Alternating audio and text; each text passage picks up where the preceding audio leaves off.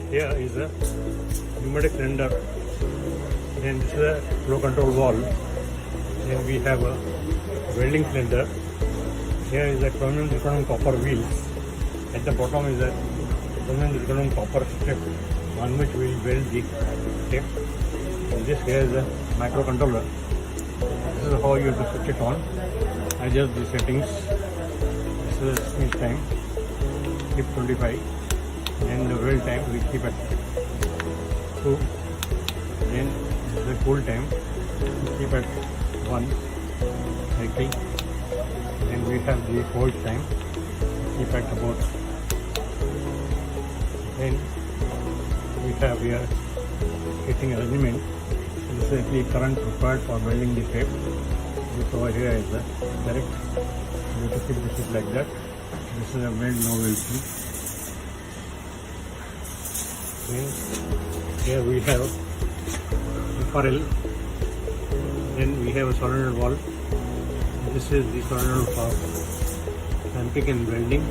This is a pressure regulator for welding. Then this over here is the current electric switch. And this is a tape clamping foot switch and the welding foot switch. Now we'll show you the working, how to weld the tape. We'll take the tape and clamp the 2 pneumatic cylinders we have at the bottom.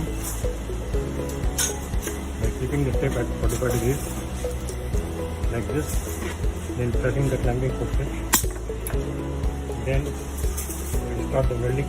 We have to put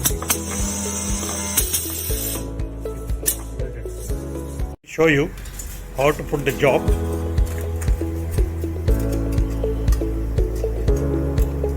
In the machine, put like that, then press the foot switch. You will find the job getting clamped. Now we can press the welding switch. You will find welding taking place. Now weld is over. You can stop.